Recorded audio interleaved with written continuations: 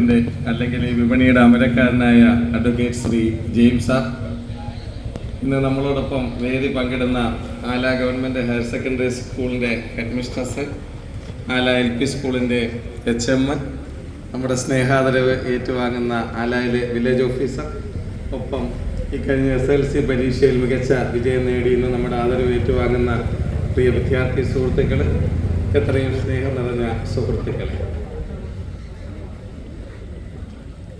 ഒരു 3 വർഷം മുമ്പൊക്കെ കാലായിൽ ആരുടെയെങ്കിലും വീട്ടിൽ ഒരു വലിയ കൊല കുലച്ചാൽ അവർക്ക് വലിയ കൺസേണാണ്. ഈ കൊല കൊടുത്താൽ 100 രൂപ കിട്ടുമോ, കൊടുക്കാൻ പോകുന്നത് നാണക്കേടല്ലേ, ഇനി വാഴ തന്നെ മൊത്തം വെട്ടിക്കളയണോ, ഇത്തരം ആശങ്കകളായിരുന്നു ഒരു 3 വർഷം മുമ്പ് ആലായിലുണ്ടായിരുന്ന ഇടത്തരക്കാരായ കർഷകരെ അഭിമുഖീകരിച്ചിരുന്ന വലിയ പ്രശ്നം.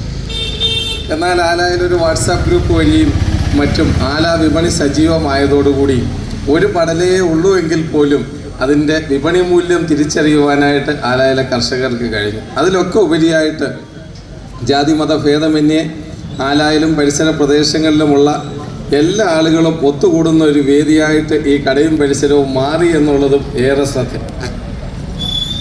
ചില ദിവസങ്ങളിലും പത്തനംതിട്ടയ്ക്ക് പോകുമ്പോഴും വരുമ്പോഴുമൊക്കെ ചില ദിവസങ്ങളിൽ പുത്തൻകാവിൽ, അതുപോലെ ചില ദിവസങ്ങളിൽ കോഴിപ്പാലത്തിൻ്റെ സമീപമൊക്കെ വിപണി കാണുന്നു. ഈ സഹ്യപർവ്വതത്തെ കയറിയും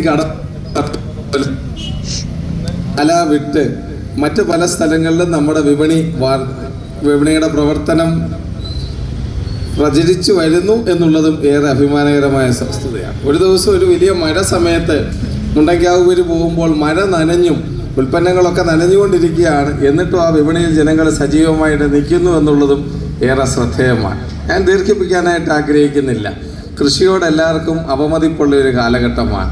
കാർഷിക ഉൽപ്പന്നങ്ങൾ കിട്ടിക്കഴിഞ്ഞാൽ എന്ത് ചെയ്യണം എന്നുള്ള ഒരു വലിയ ചോദ്യചിഹ്നം വരുന്നത് കൊണ്ടും മറ്റും കൂലിച്ചെലവ് ഓർത്തും, അല്ലെങ്കിൽ തക്കതായ പണിക്കാരെ കിട്ടുമോ, തക്കതായ യന്ത്രസാമഗ്രികൾ കിട്ടുമോ, അല്ലെങ്കിൽ ഇത് ഡൈവേഴ്സിഫിക്കേഷന് സാധ്യതയുണ്ടോ, പല പല കാര്യങ്ങൾ നമ്മുടെ കർഷകർക്ക് അല്ലെ ഇടത്തരക്കാർക്ക് അറിയാത്ത ഒരു സാഹചര്യത്തിൽ അവയൊക്കെ പരിചയപ്പെടുത്താനായിട്ട് ഈ വാട്സാപ്പ് ഗ്രൂപ്പ് ശ്രമിച്ചു.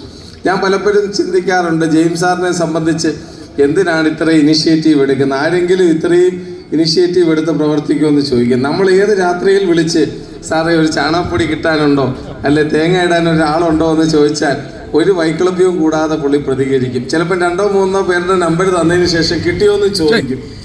യാതൊരു ലാഭേച്ഛയുമില്ലാതെ ഈ രീതിയിൽ എങ്ങനെ ഒരു മനുഷ്യന് പ്രവർത്തിക്കാൻ കഴിയും?